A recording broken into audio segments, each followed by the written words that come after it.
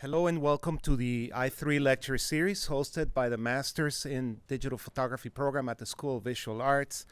This talk brings to a close our fall lecture series, and we are thrilled to have not one but three speakers with us tonight. We have Sam Barzilai, Laura Romanos, and Dave Shelley. Together they launched United Photo Industries in 2011. UPI brings the photographic community together by presenting photography, installations, and events in unique locations off the beaten path, where the focus lies in content and is accessible to everyday people from all walks of life. They also present a compelling exhibition program at their gallery, brand new gallery headquarters in Dumbo, Brooklyn. Currently on view is Nadine Bouton's American Home. In a few short years, UPI has managed to create what is possibly the most exciting and eagerly awaited photo event of the year, the Photoville Festival. So please help me give a warm welcome to Sam, Laura, and Dave.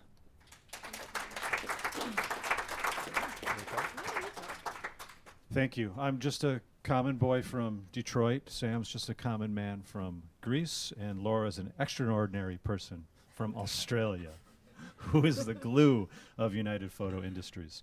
I think we should just talk about how we got started first, possibly. Here's our mission statement. You're going to talk about that, Laura? Well, actually, it was just beautifully and eloquently stated. Basically, our mission is to bring, I don't have to repeat this because it's right up there, but at the end of the day, we want to make it incredibly democratic, and also we want to be inclusive, not exclusive. So a lot of the things that we do, a lot of our exhibitions, our projects, our events, is bringing a very diverse artists, organizations, and companies together.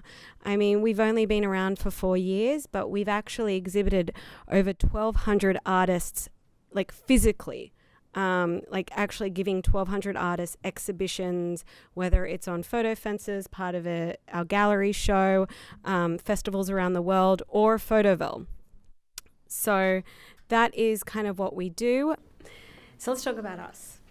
So basically our motto is work hard and be nice to people, because quite frankly, we're not doing this for the money or the glory. We actually really love what we do and we enjoy what we do, and we have a very diverse background. So I think Sam should talk first about what he does and who he is.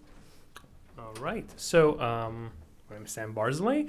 I moved to New York 8 years ago in what was supposed to be 3 months, but life happened. I grew up in Greece. I came to Boston to study, went back to Greece, realized that was a very bad idea.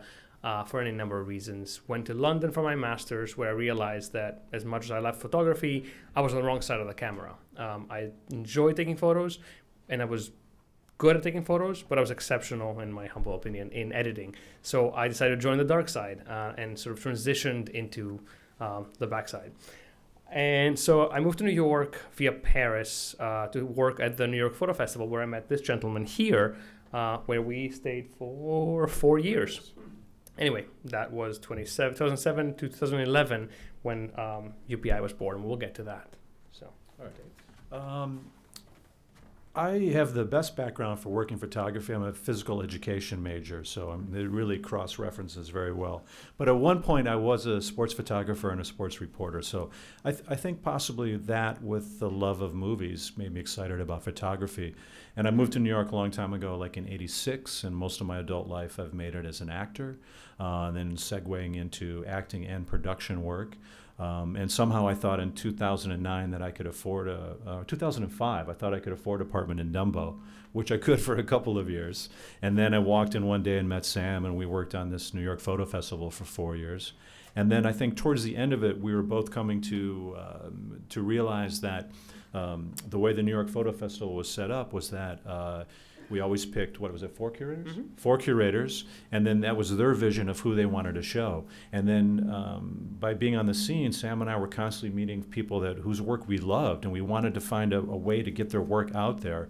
So we finally said, we got to start figuring out how to do this a little bit on our own. And that's where I come in. So when I met these guys back in 2008, which was the first photo festival, New York Photo Festival, I was actually the general manager of St. Anne's Warehouse, which is a theatre and music venue out in Dumbo.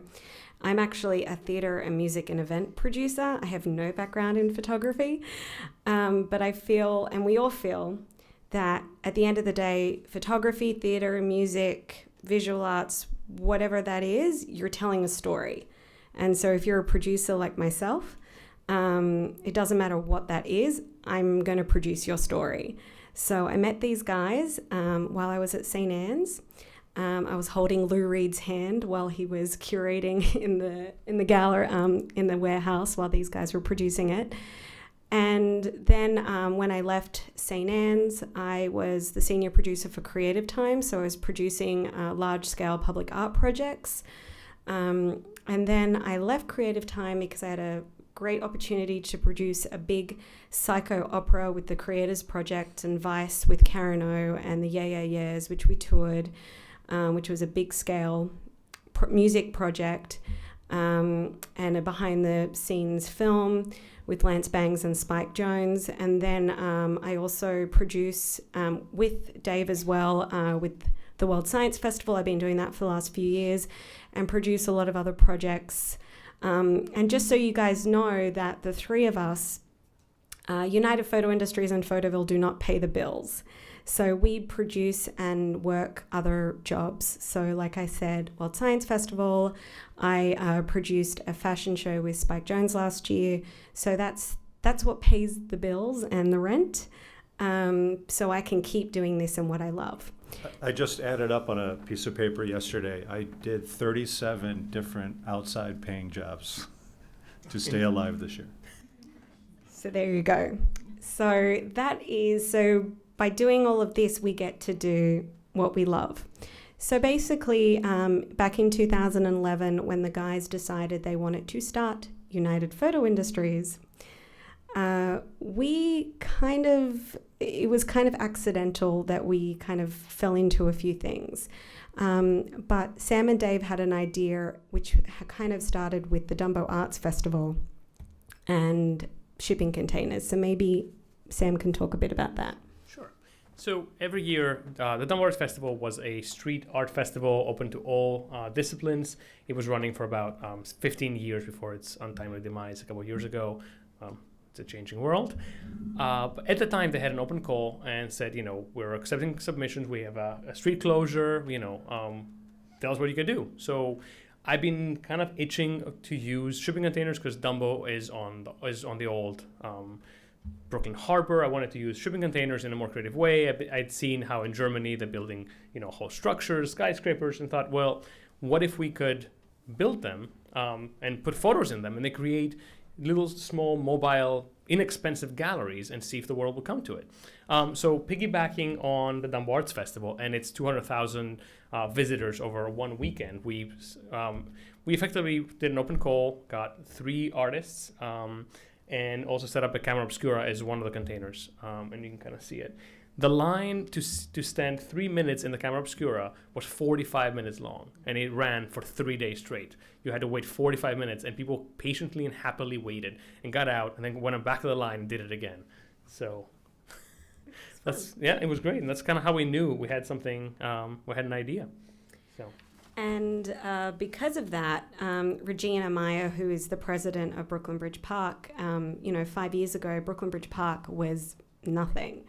They were just opening Pier 1, but everything else was just completely not accessible to anybody. So Regina was really, really excited. She loved the camera obscura, that she was one of those people who actually waited for 45 minutes. And she goes, I want you to do this in the park. And at the time, Sam and Dave were still technically, potentially working at the photo festival. But again, this opportunity to do something in Brooklyn Bridge Park, in containers, was something that we couldn't, give up. And we did it for 3 years until it actually stopped, the Dumbo Arts Festival. So we had a lot of fun with that. And then basically, while that was happening, we got offered a once-in-a-lifetime space. We needed an office space. And Two Trees, who there are developers and a management company in Dumbo and across New York City, not only offered us an office space, but they offered us an empty gallery which had been empty for 2 years, and they couldn't fill it. So it was only supposed to be temporary. We're thinking maybe 3 months until we could find an actual office space. So they gave us 111 Front Street, Suite 204 in Dumbo, and I think Dave can talk about our first ever exhibition or exhibitions. I think the key moment was we were in the, you can't see it, it's around the back of this wall on the right. That's where our little office started, and Sam and I were in there most of the time. And I turned to Sam and I just said, we're really in trouble now. He said, why? I go, we have a space that we're going to have to do shows. So what are we going to do? Who are we going to show? So, you know, as great inspirations happen, I was taking a shower and had some time, and I was like, yeah, you know, what about 7 shows in 7 days? Has anybody done that? Let's do that. Let's have an open call throughout the world, pick 7 people and do a show, put a show up, have an opening, take the show down that night, put the putty on the wall, spackle, show up in the morning, sand, paint, put the next show up, have another opening. And we thought, and you know, we had some, who do we have locally? We had like one person locally. Mm-hmm. But we had people from around the world. And then like on Wednesday night, we had a young lady from Russia who had sent photos in that we picked of, she was photographing gravestones in Moscow, and where they always have people's personal photos on there. So we showed that exhibition, and it was like a rainy night, and we're like, no one's coming to see these, no one knows this photographer, no one's gonna come see gravestones with these photos at nighttime, so let's just serve vodka like it's a real Chekhov night. And like 60, 70 people just showed up that night. So we had a party. I thought we were onto something. It was a horrible install the next morning. And one of the great reasons for us to do this was usually when people do openings, it's one night, you get a whole bunch of people, and then for the next month, and to be totally honest, the next month when you do a gallery show, you get a little foot traffic, right? So for 7 days, we had, I mean, the 60, 70 people were probably the less, like the slower night. We had a few hundred, definitely on our first night. And so for 7 nights, we constantly had people coming through, and it was a lot of different people. We only had one person who came every night. He really enjoyed the drinking, I think. But we had a really great time. This is Bob Miller. He actually just had a newborn like 3 weeks before, and that's the baby. But, you know, it was a really great way for us to do that. And for 3.5 years, we installed shows, and it was basically on a monthly basis. And we've gotten great press, and it was a really great way for us to show work. We're not your traditional gallery. We're accidental gallerists, as we like to say. We're really about putting work out there, and we're really happy. You know, there's been a few sales that have been made, but we've also had a lot of opportunities for our artists come because of that. They have maybe, you know, gotten representation because they were actually in our show, in our gallery, because showing in New York City in a commercial gallery is extremely hard. You have to have a track record. You have to show these gallerists that you know how to sell. And if you haven't had a solo show, how can you show you've got a track record? And Melissa Casciola is actually one of our success stories. So we showed her, she was actually on the fence our first year, but we actually showed her tintype work, and Stephen Kasher from Stephen Kasher Gallery actually took her on, so that was really successful. And then also from our gallery, we actually do a lot of education programs and workshops.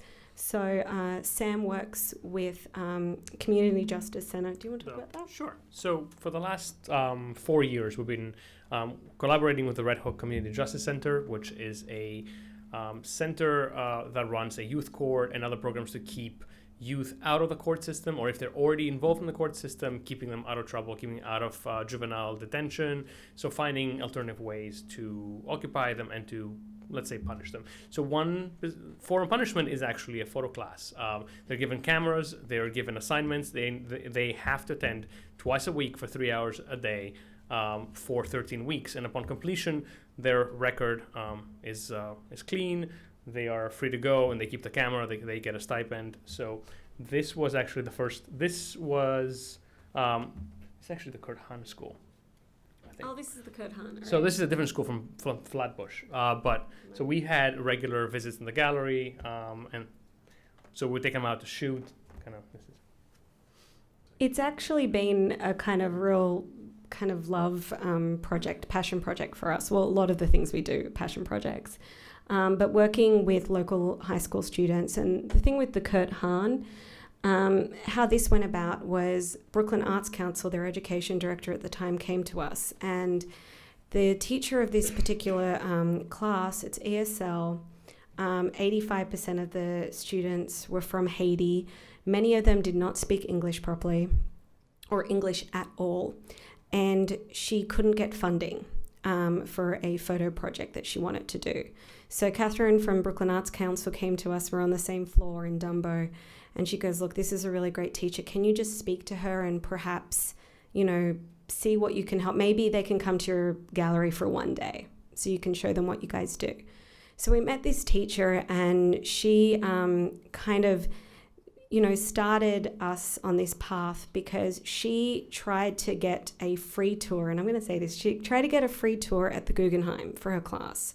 These kids, their parents don't have any money, and the Guggenheim wouldn't waive the $8 per student thing. And so we were really angry, and we're like, all right, you know what?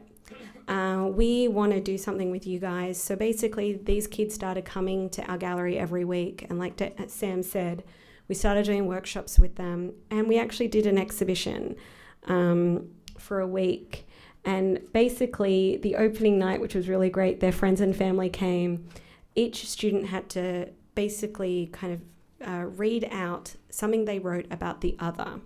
So this was something that we did, and it kind of spearheaded our education programs at Photoville and all the other things we do in the gallery. It was like a prom night. It was definitely like prom night. Dave learnt a lot about 15-year-old girls. There were kids changing clothes everywhere, like they were going to prom. The guys had on like so much spraying Axe body spray. They were going out. But what was so beautiful is that she had them stand up. They had to get up and present their work, and they were dressed up. So it gave it a weight that a lot of times that we don't do in America. That's very casual.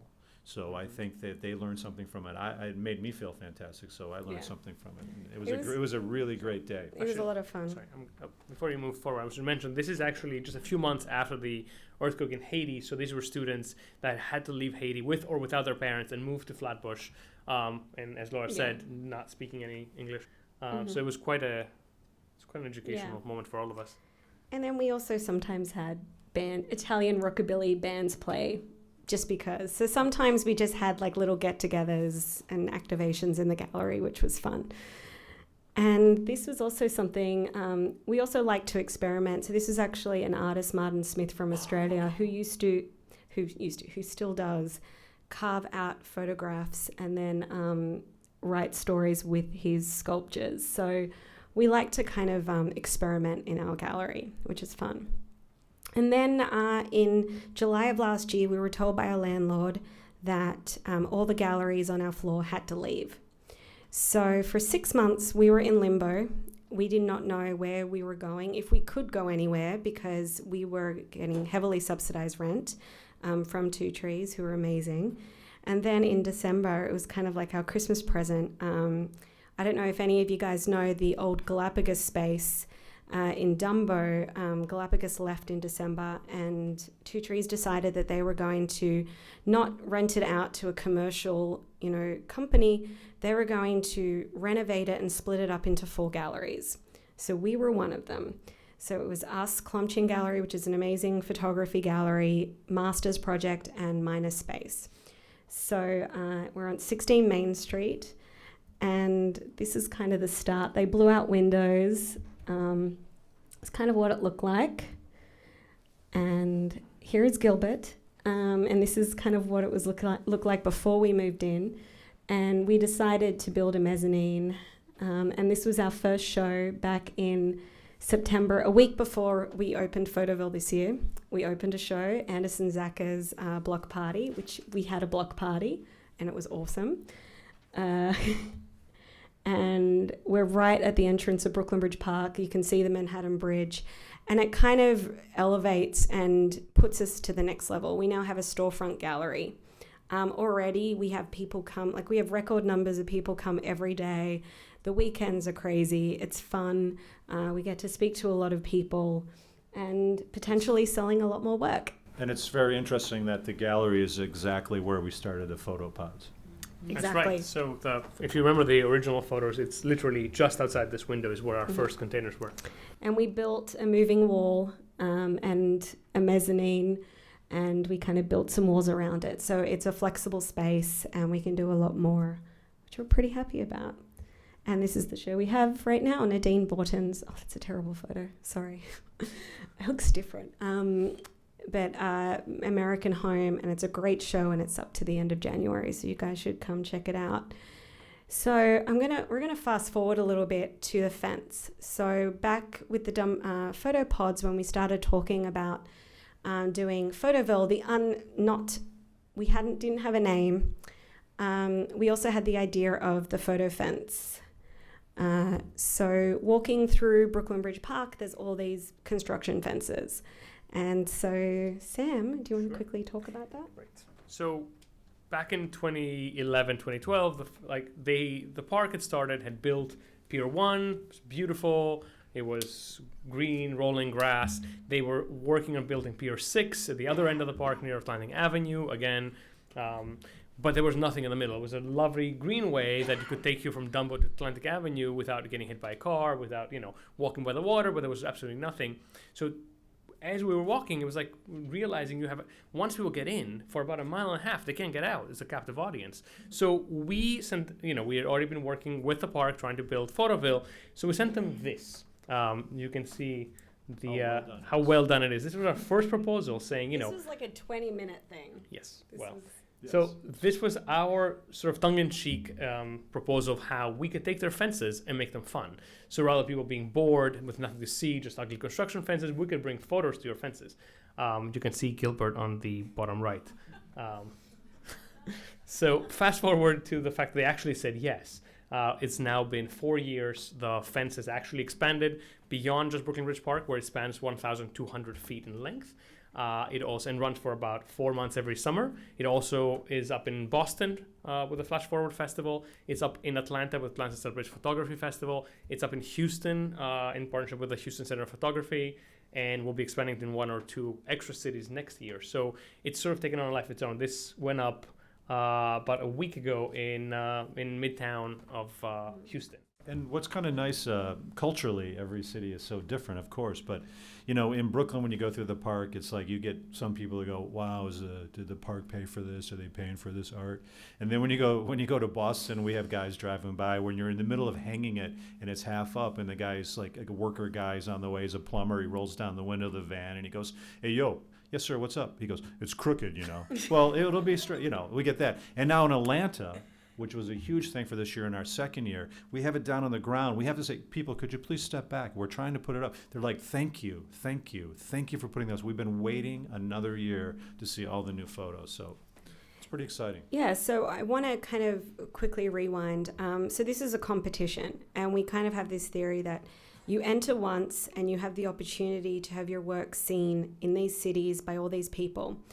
And one of the reasons why these parks don't pay for it, it is extremely hard to get, the kind of work that we put on the fences out in public. We have to get it vetted. We've never had one of any of these parks say no to the work. We had Afghani burn victims. We had some political stuff. We've had a lot of debate actually on one of our tours this year on work which was taken in Gaza.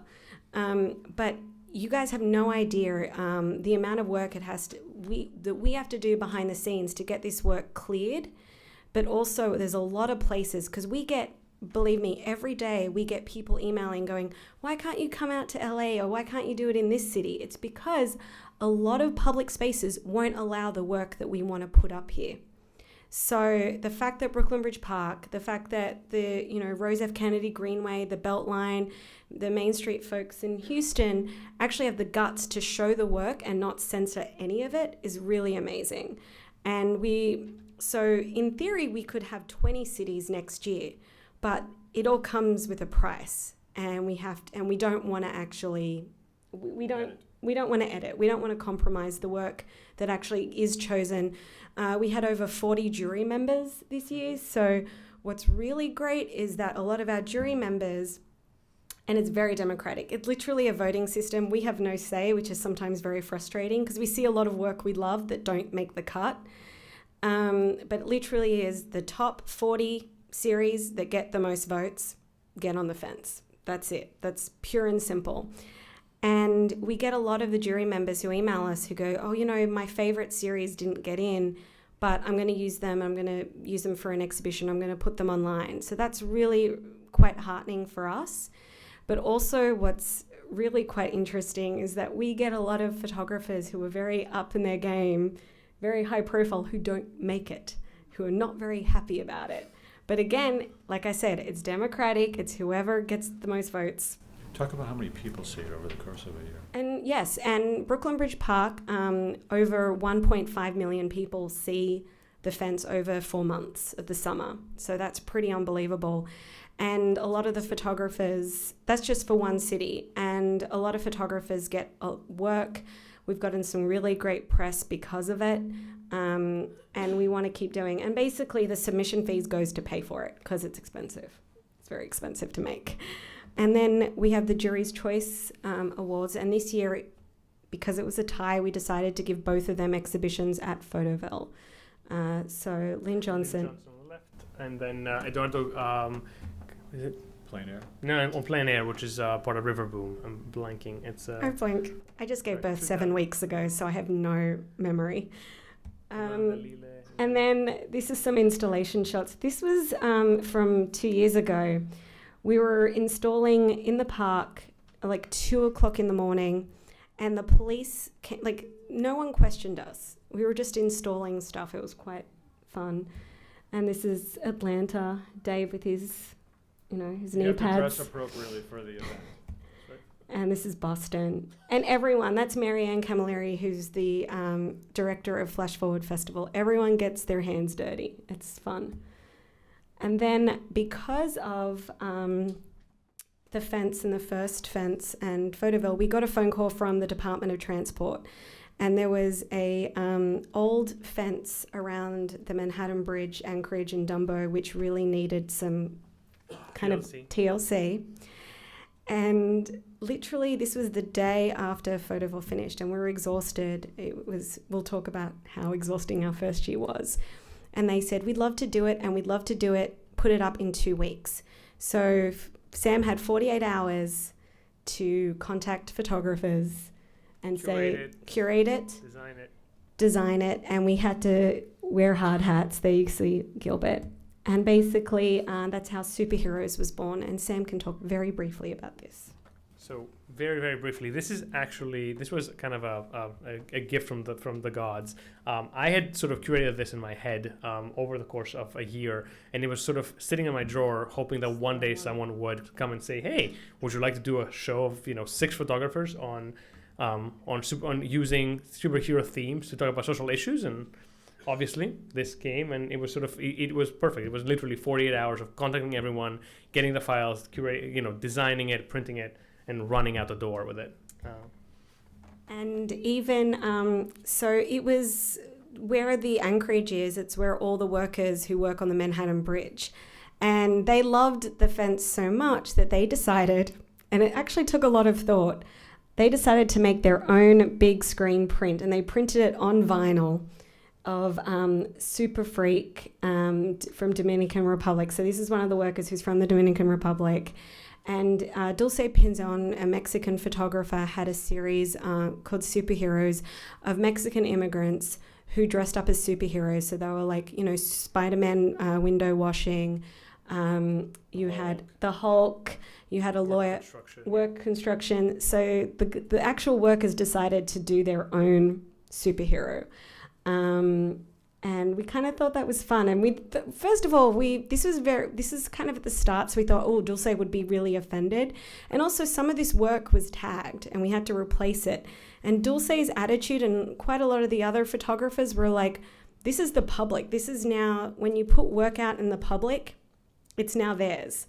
And so that was actually kind of really interesting. So this was up for 2 years and it actually even survived Hurricane Sandy, or Superstorm Sandy. So...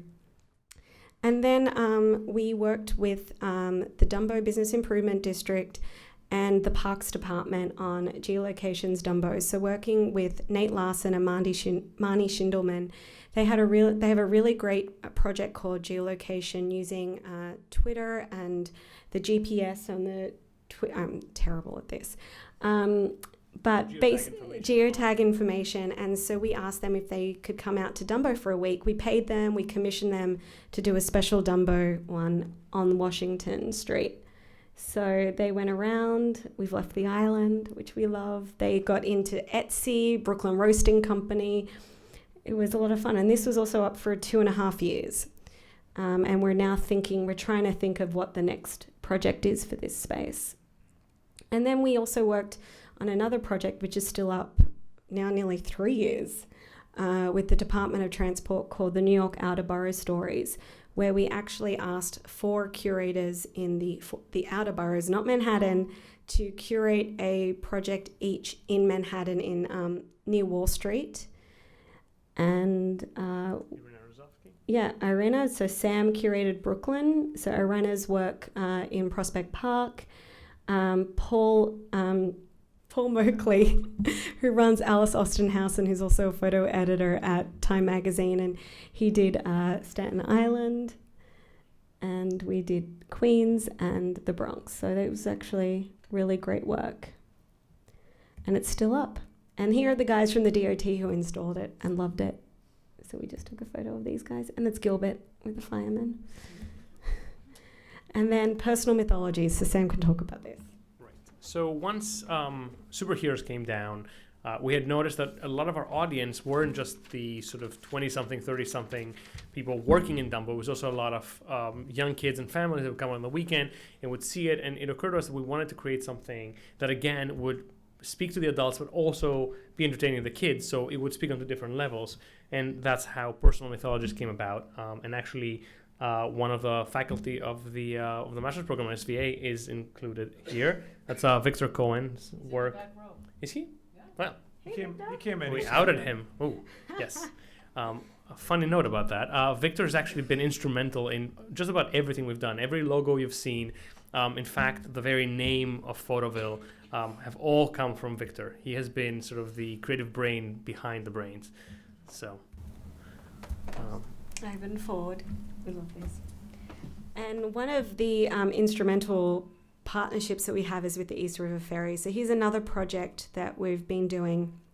Also, we're working more and more with these city agencies to pay the photographers. So with the DOT, with New York Outer Borough Stories, they pay the photographers and the curators, not a lot of money, but it's something.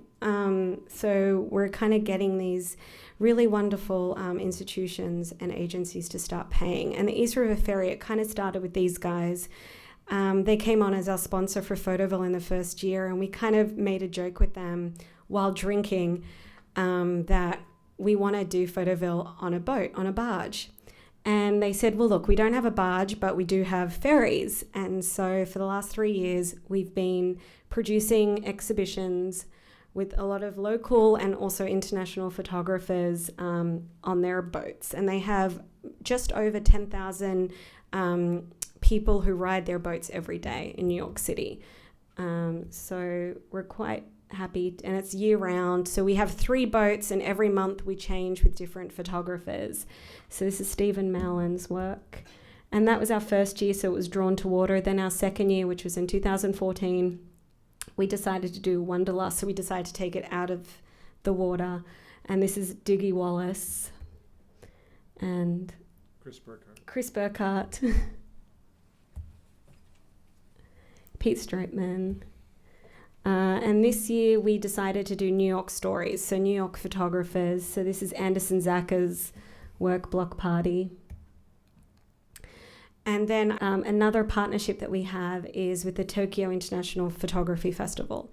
So we have a wonderful partnership with the folks over in Tokyo who run the Tokyo Institute of Photography, and they wanted to create a festival. And unlike us, who create a festival in 3 months, they decide to do it in 3 years. So we started with a competition in our first year, then second year a competition and portfolio reviews in Tokyo and a conference. And this year was the festival, plus the conference, plus the competition, and the actual work that kind of made it was 8 photographers, had a show here in New York in our gallery, but also in Berlin, in Guatemala. We're taking it to Sydney and Tokyo.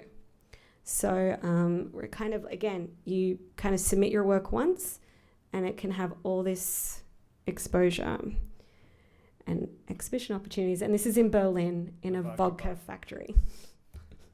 There's a lot of people. It's crazy. And this is in Tokyo. And also we do a lot of work and we show a lot of work in international festivals. So this was in Shanghai. We took 3 photographers, Josh Lair, Rahi Rezvani, and Russell Fredericks, who's actually based in Bed-Stuy. And we work with Russell a lot. So he came to China with us. There's Russell. And we also, there's Russell again in Sydney. So the Reportage Photo Festival, Stephen Dupont, a photojournalist, has this amazing festival in Sydney. So he invited us to do 3 exhibitions from Photoville in Hyde Park in Sydney, which is kind of the central park of Sydney. And that was up for over a month. And so we had Russell's work, we had Bruce Gilden's work, which was produced by the Magnum Foundation, and also Cruel and Unusual, curated by Pete Brook, produced by the Noorderlicht Festival in the Netherlands. And we also have a partnership with the Leiden Photo Festival. And so this was our second year, and basically we send them over 20 emerging North American photographers, and they basically produce the work and show the work in shipping containers as part of their festival in the Netherlands. So last year we did the work, and this year. And here's some work. This is Tiffany Smith's. And also this year we took 8 exhibitions to Hamburg as part of the triennial there. There is, I'm sorry, I've got baby brain. Bartlett. Chris Bartlett. Yes. We lived with him. Chris Bartlett's work, which is, I'm going to let Sam discuss the next. I'm going to keep pushing. So this is a series. This is the 8 shows that we showed in Hamburg were actually shows we had shown in Photoville prior. Chris Bartlett's particular show is called Iraqi Detainees. It was about men and women that were falsely accused, arrested, and tortured in Abu Ghraib, and then ultimately, obviously, exonerated, released. He tracked them down and photographed them and interviewed them. So he, and the man in the middle is actually the man that was under the hood in the famous, or infamous rather, photo of the man with the electrodes. And and he now is living in Germany. He's been relocated, and he came, and it was a very emotional moment. He came with a translator, and he spoke. And, he saw the work and spoke with Chris, because he hadn't seen him since those years in Iraq. And this is Chris and a gentleman from Iraq and a few other people just discussing sort of what it's like to be in Germany now. And in the background, you can see the exhibitions. I think it was one of the most emotionally charged days of my life to meet this gentleman, to feel the weight of the American country on my shoulders as the American there with Chris, to communicate with him and feel that it was very important for me, which I'm sure many people have done for him, but to apologize to what happened to him because of our country's policies, and trying to get that described through a translator, and him just hugging me and kissing me and basically telling me it's okay. That was, that's one of the, it's one of the great things about, I think, what makes us do what we do, And it was a wonderful festival. We were there for the week. It was a 2-week festival in Hamburg, and it was great to be able to have the work, more of an international audience, see the work. And there is Dave. Dave usually drives the forklift in New York, so German toy. This is your German toy. We helped the organisers a lot with the exhibitions, and we also helped a lot of the other international festivals who were exhibiting there, and a lot of the schools. And we also collaborate a lot. So we worked with Nina Berman at Photoville a few years ago, and Nina Berman is an amazing photojournalist, is part of Noor, and they had a project that they were working in the Zatari camp, which is the Syrian refugee camp in Jordan. And they wanted to be able to show the work in the camp, and they just needed a bit of help. So Sam went over there, and for 4 days, wheat pasted the work on the actual wall of the refugee camp. And basically, here are all the prints. Sam kind of taught these guys how to wheat paste, and they just did it for 4 days. Yeah. And then we're invited to actually show the work at the United Nations. So this was earlier this year in January. And it was a little tricky because you can't actually stick anything on the walls, so we had to kind of come up with some temporary solutions. And there's Nina there, and it was a nice reception.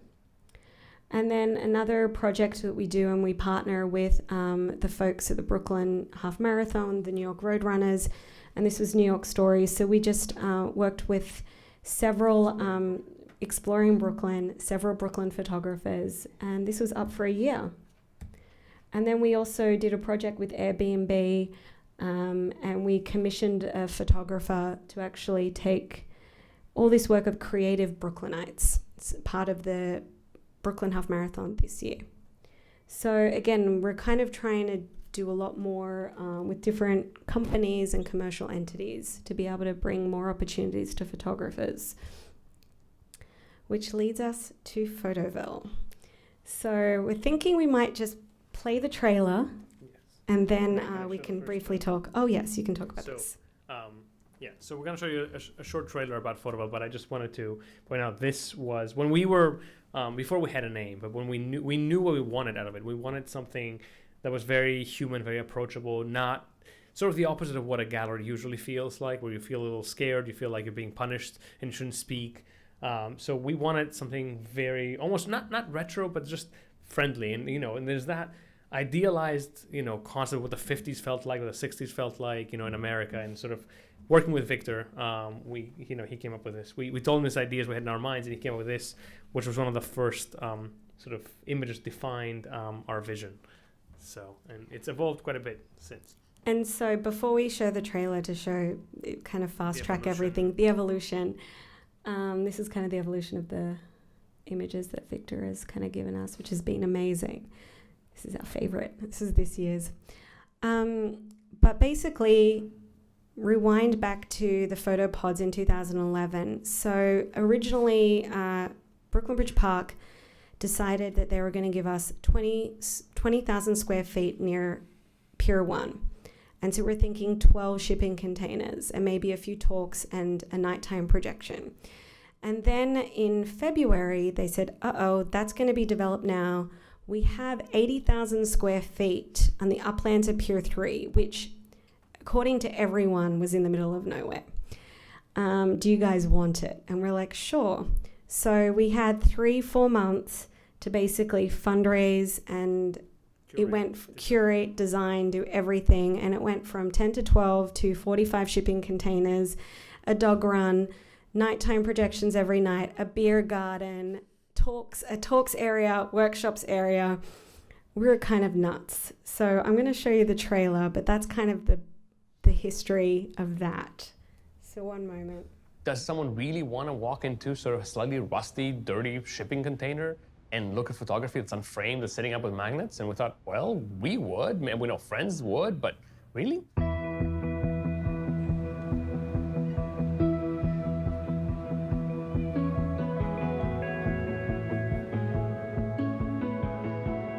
You're gonna walk to the park with your kids, you're gonna go jogging, and all of a sudden you go, what the hell is that? And you're gonna walk in because it's free and it's there, and suddenly you're gonna get locked in. You're gonna realize, without wanting to, that this is great photography. Photography today has really become a universal visual language. In large effect because of Instagram and the internet, everyone, quote unquote, speaks photography. but that doesn't mean they're eloquent about it. And I feel we are in a unique position to help people in their discovery of what photography really does. And it's not about a profession. It's not about I'm gonna be better and make a living out of it. It's I'm gonna be better and I'm gonna make better photos and I'm gonna appreciate better photos and demand better photos of people. We've been working on increasing the number of exhibitions by concentrating more the last couple of years on how much public art we can do on the outside of the containers. And the amount of people that can come see a show. I mean, we're getting close to between 70, 75, 80,000 people coming in 2 weekends to see your work. It's incredible. We want people to go and say, oh my God, there's so much to see and so much worth seeing. I have to make it a day of it. I have to come for the weekend and see friends and hang out and talk about the work and create new relationships. And that's also why we had a beer garden. We wanted a place, almost like the town square, somewhere where people would go and stop and not see art and go, wow, what did I just see? And then turn to the person in front of them who maybe they've never met and go, what did you just see? At the end of the day, this is not just about photography, it's about storytelling. And storytelling is incredibly universal. So we have over 60 exhibitions, and so we always look at it, we have over 60 stories from all over the world, from different perspectives. A lot of it is very socially conscious work. Sometimes we have some really beautiful bodies of work that people just like to look at because they're actually just beautiful and powerful. But it's about stories. And that, I think, is what really links everybody together. That's why we're successful. We are sitting on a growing audience. We're starting to enter sort of public consciousness. We're not just the photo industry anymore. There's the photo professionals, and the biggest challenge is sustainability. It's about changing and cultivating the user experience where they feel that there's more to discover, there's more to interact with, and how do you make it happen year after year after year without losing its edge, without losing what makes it special, what makes it fresh every year. And that's twofold. One is maintaining the quality of the programming. And that in itself is, a huge endeavor. And on top of that, you have to make sure that it remains free, because once you start putting a price tag to it, you start shedding all the people that matter, all the people that are not already converted to your cause, that are not already believing in the power of photography and thinking, yes, we must support this. You need all those people that don't yet realize how important it is to support it.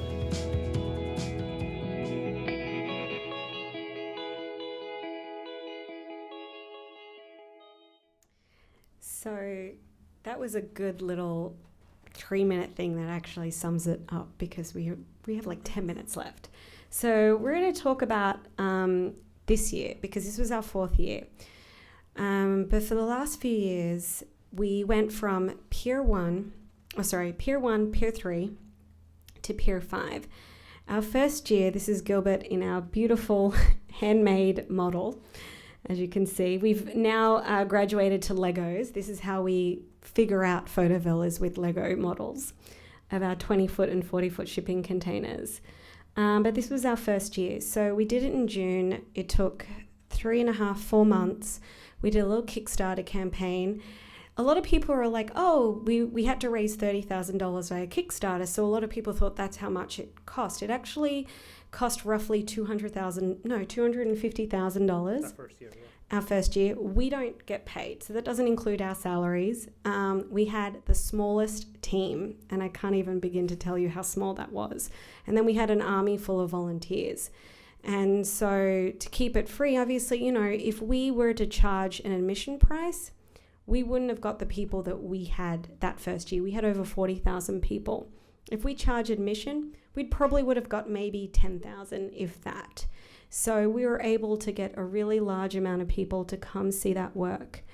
And at the beginning, before Victor had, genius, came up with Photoville, we were just calling them photopods. We were calling a shipping container village. We met with Photo District News, PDN, who came on board straight away before we had a name, who said that we can use them to try and get more partnerships. Magnum Foundation, the New York Times, Media Storm, they were kind of instrumental in coming on board to really support us to get more people involved. And also SVA, ICP, who else? Parsons. We had also the school support, which was great. It's our beer garden. It's an aerial shot. Also, our first year, we, again, we were crazy. We met this wonderful artist called Andre Feliciano, who's from Brazil. Sam met him at the Houston Photo Festival. By the way, Sam meets a lot of photographers at portfolio reviews, and we show a lot of them. So Andre was one of them. And so we commissioned him to actually create this greenhouse. So we paid for it all. And it was really kind of a highlight of the first Photoville. So every year we try and, do one up, which this year I think we definitely exceeded. This was Sim Chi Yin's Rat Tribe. So Magnum Foundation really set the bar high. So in the first year, a lot of organizations and artists just had photos on the wall.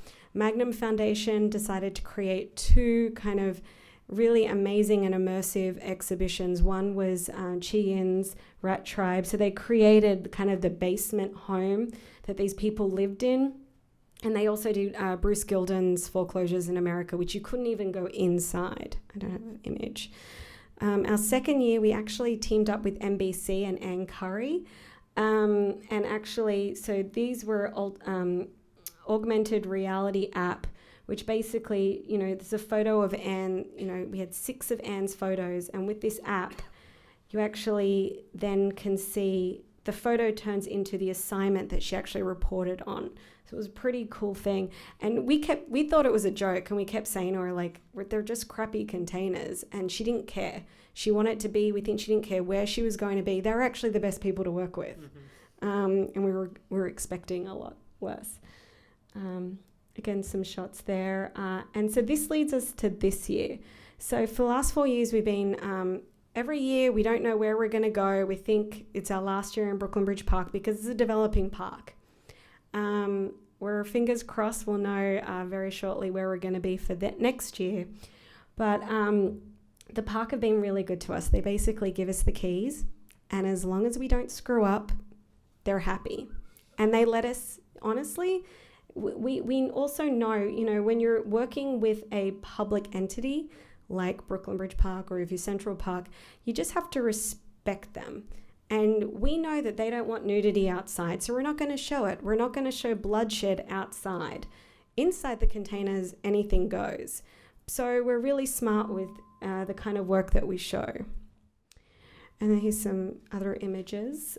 We did some 3D skateboarding. We worked with Everyday Climate Change.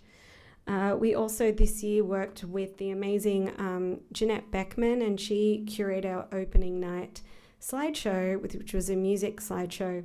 And then we decided to, she does this thing called the mashup, where she takes some of her iconic images and she works with celebrated street artists to mash them up. So Say Adams, who is kind of a legend in the street art world, and Queen Andrea, who's unbelievable, kind of side by side worked on their mashups of Chuck D and LL Cool J. So that was something that we did leading up to Photoville.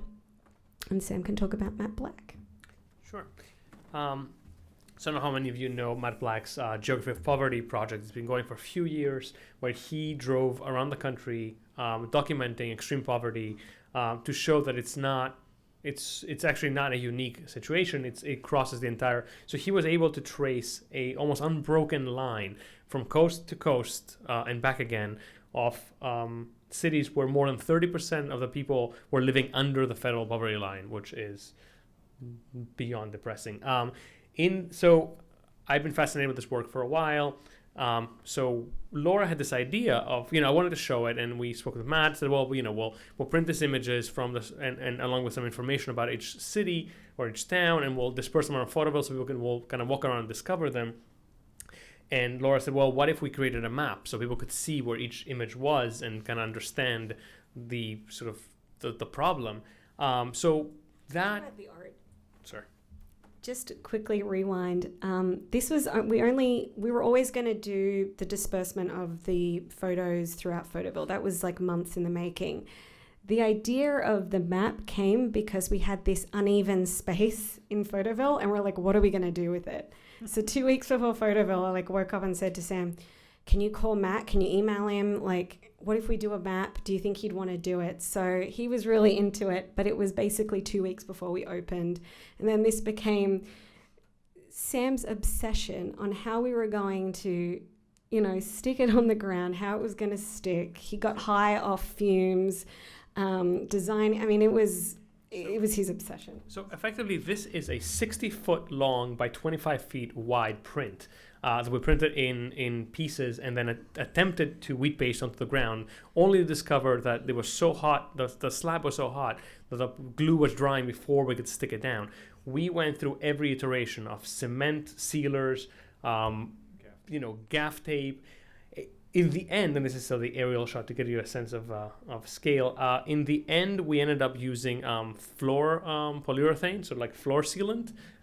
There are probably about 25 layers of coats of floor sealant, and that we would just take turns rolling onto it, walking through the map and just kind of rolling on. Trucks were driving over at the end. By the end of it, yeah, when we were loading out, and there were semis driving over the map, loaded with containers on the back of them, and it was untouched. It was still... And this year we also had a great collaboration with National Geographic. So they decided to do exhibitions on the outside.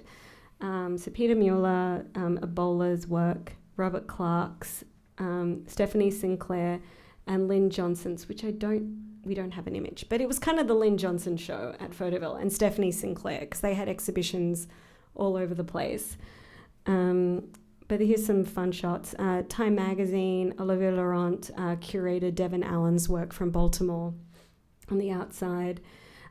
This year was a new initiative called Photo Cubes. So, again, Emergicubes. Thank you, Sam. And for us, again, it was how do we do more public art outside? How do we not spend a lot of money because we don't have any?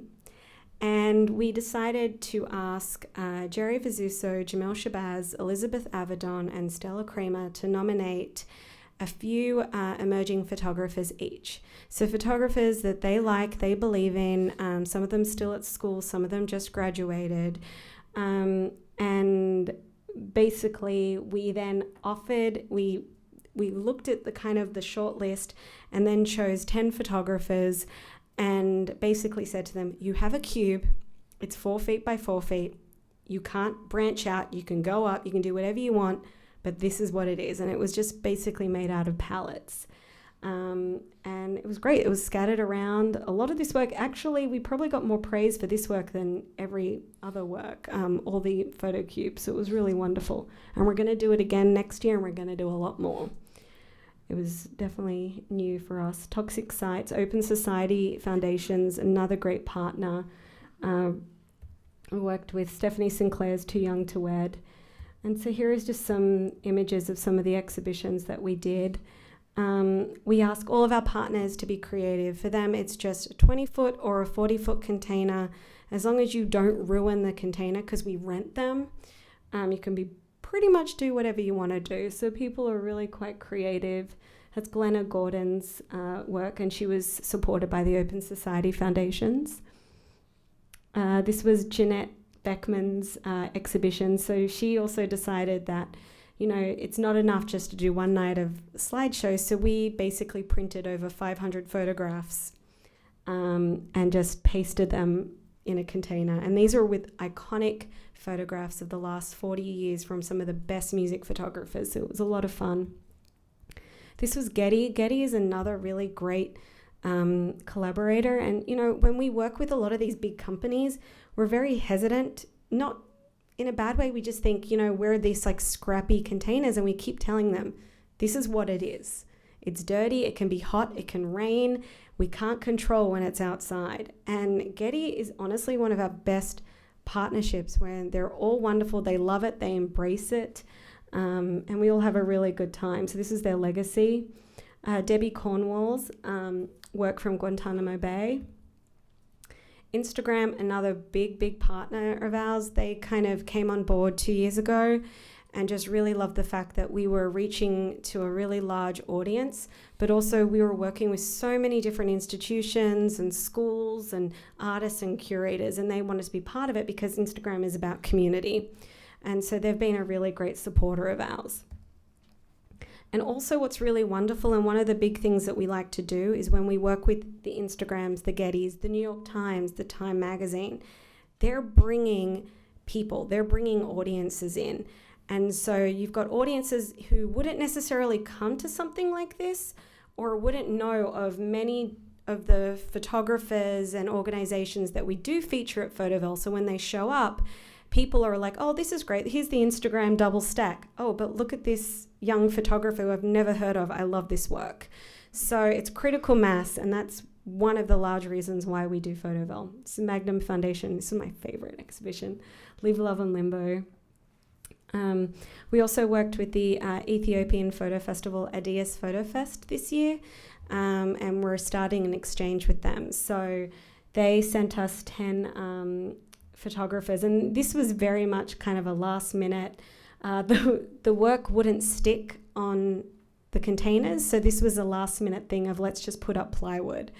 For us, these aren't white walls. This is not a gallery. Again, they're containers, and for us it's about the images and it's about the work. And actually this was that was the container that got a lot of interest and a lot of buyers. So you never know. This is Brenda Ann Keneally's work. This was the first exhibition that we actually booked for this year, Upstate Girls. And this was a really amazing and chaotic exhibition.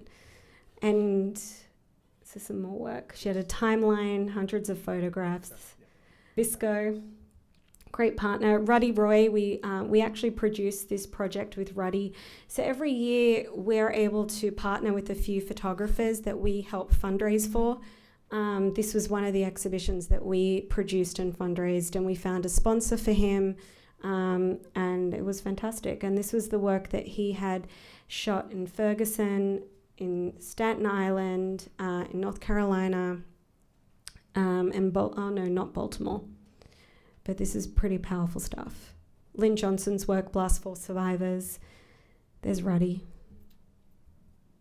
Eugene Richards, another amazing exhibition that we were able to produce, work that hadn't been shown in New York City before, and we thought it needed to be seen. It needed to be seen by a large audience. And so we loved working with Gene. NYC Salt, which is a young not-for-profit, Alicia Henson, who's the lady in the middle there, who basically works with these kids and gives them so many amazing opportunities. It's not just about the photography, it's about helping them getting into college, helping them prep for SATs. It's a really unbelievable organization.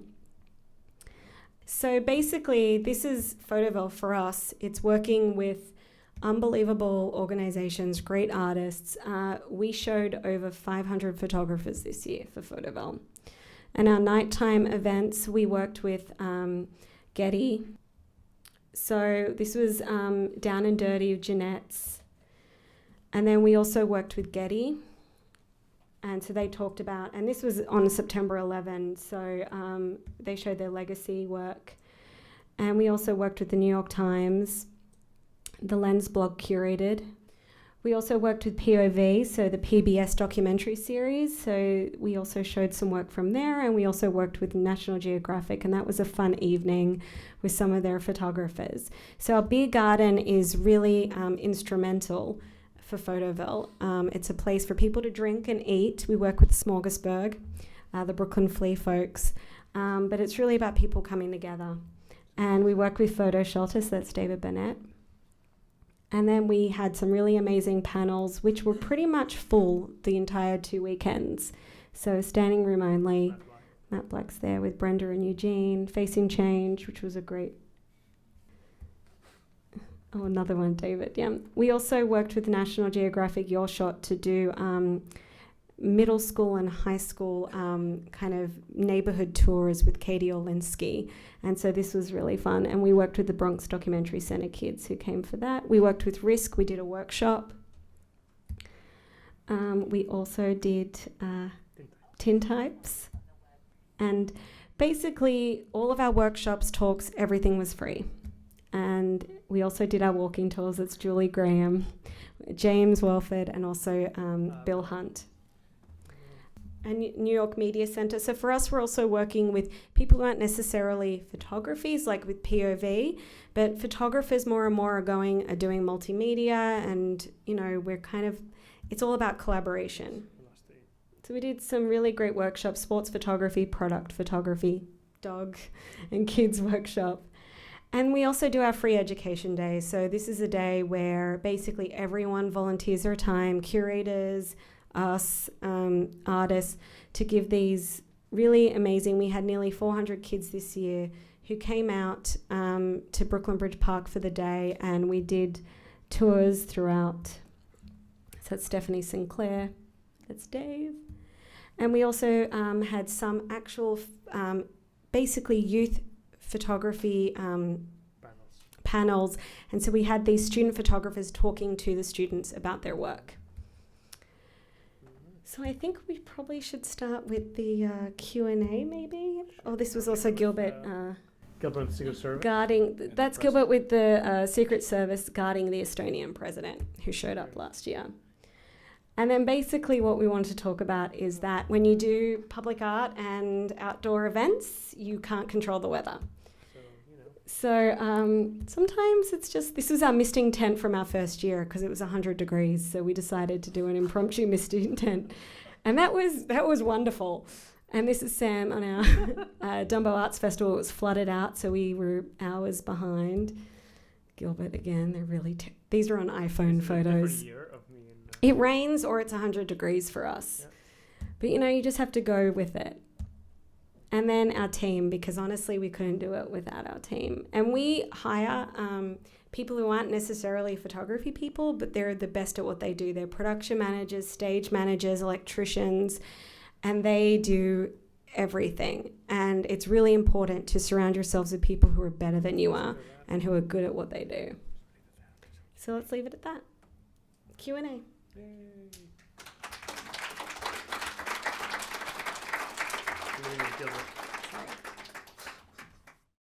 So you guys, we have time for a short Q&A. I'll pass around the mic. It won't make your voice louder, but it helps us with the video, so please speak into it.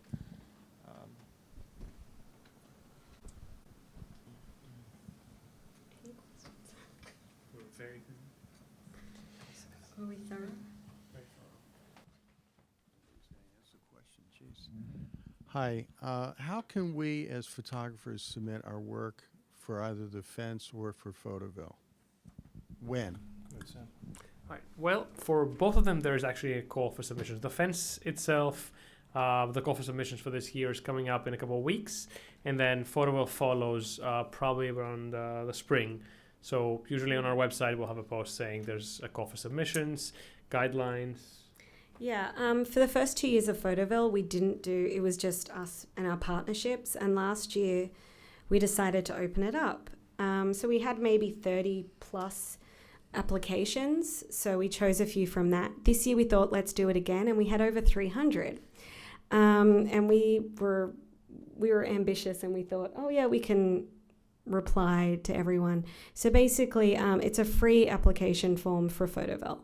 So we look at every one of them and we take every one of them seriously. And we probably, out of 300, chose roughly 8 of the exhibitions who actually submitted proposals. This is done digitally? Yes. So it's an online form, and it's definitely something that we ask everyone to do. And even our existing partners, we ask them to fill out the same form, purely because when you're doing over 70 exhibitions, it's good to have everything in one spot.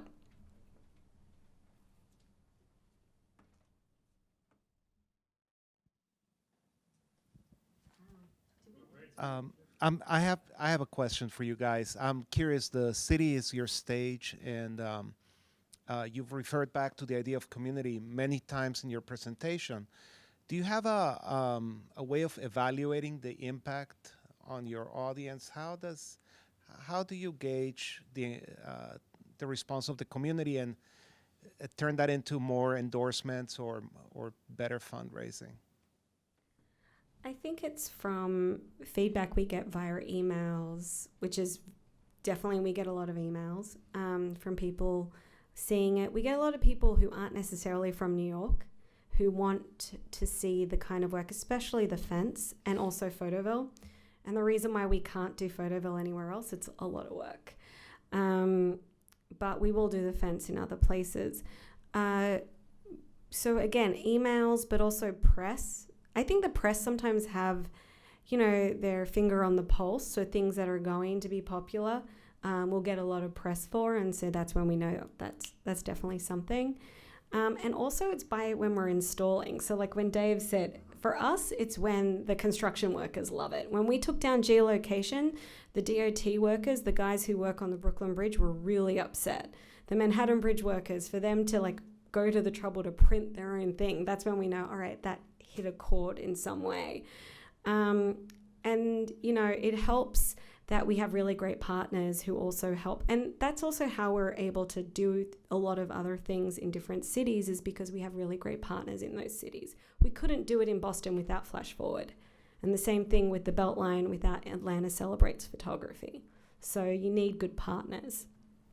And also, you can, it's the same thing of we can track the number of people that are coming to Photoville. We know how many people are coming, so we can turn that into a number that we can talk to when we're making presentations, when we're looking for more marketing, that kind of thing. But it's also as simple as Sam and I will be in the office and I'll say, hey, what about this guy for the East River Ferry? So I'll pick up the phone and I'll call this guy, and he's like Chris Burkhart is a beautiful example, one of the top surf photographers in the world. And basically, I either call him or send an email and say, listen, we want to do this thing on the East River Ferry. There's not very much money, probably enough to maybe pay for a couple of drinks for you and your buddies for one night out. That's it. And people are going, yeah, man, what do I do? What do you want me to do? And that's what's really been great. That's how we know how it's getting out there around the country and around the world, too. Yeah. We also had a local construction company, development company, who approached us, who wanted to put photos on the outside of their building on the construction fence. And we basically chose 4 photographers, 3 of them from the fence we met, who had submitted work for the fence, and last year's fence, and they got paid a lot of money, which was really nice. So it's things like that when we go, all right, these people are just walking by the fence going, how can I put this on my commercial property? We've also been asked to actually curate work inside lobbies of businesses. So again, it's just trying to find those opportunities, and a lot of the times they come to us. We don't go to buildings and say, let's put this work in your lobby. Do you find that your example, you described several high-profile collaborations internationally and nationally. Do you find that your example has also inspired other people to put up similar-minded, public exhibitions? I think there's definitely been an increase both in fence-style projects, definitely in container projects, in a lot of festivals. But I always like to say you can't copyright an idea. You honestly don't want to. It's like, in many ways, what we're doing is very open source. It's like we're doing something that, because we think it's a way of revolutionizing, of just broadening the base. Like to open a gallery in Chelsea or in London, or it's almost an insane proposition to do this. It's an insane proposition in a different way. But it sort of levels the playing field. You may not be able to go ahead and do 100 containers on the first time, or you might not want to. But to say, you know what, I can reach an audience without having to spend $50,000 a month on rent, and therefore, by that choice, change the audience. So the people who are going to come to your gallery, given the price you're going to have to charge, given the rent you're paying, are a tiny subset.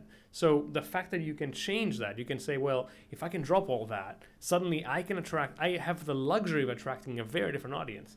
And we are definitely seeing people get inspired by that. And a lot of times they email us and say, we love what you're doing, we'd like to do it too, or will you work with us to do it? So. And I think a lot of people underestimate how much work it does take to do this and how expensive it is. Insurance, liability insurance is huge. Your permits, just emergency exits. I can't even begin to tell you how expensive it is to do emergency exit lights and make them work on a public space. And people have no idea. And so when we've had a lot of people who have approached us who want to do something exactly like this, and there's a reason why this has not been done yet on a big scale anywhere else, because they get to a point where they go, oh, it's actually really expensive. And because of both Dave and our experiences in working in theatre and live events and festivals, we have contacts in the theatre world in New York City, so we can pick up the phone and ask for a favor. And so that's kind of how we make this happen. Trust me. I have a question. The question I would like to ask you is that why did you choose Brooklyn? I don't know if I missed something, but why did you choose Brooklyn? It's our backyard. No. Well, it is. You know, we're based in Dumbo, Brooklyn Bridge Park. We were given an opportunity. This was, you know, the president of the park saying, I liked what you did at the Dumbo Arts Festival. Here's a small space. So again, I said we were only going to do 10 or 12 containers. Then they gave us a lot more space. And I think, when is a public park like this in New York City on the waterfront ever going to give you this opportunity? We had no money. You know this. We had no money. But we thought this is only going to be offered to us once. And if we said, no, let's do it next year, it would not have happened. It just wouldn't have, because they would have developed it and we wouldn't have had this track record. So that's the reason why it's in Brooklyn Bridge Park. And look, we've looked, you know, this is a developing park. We're never taking it for granted.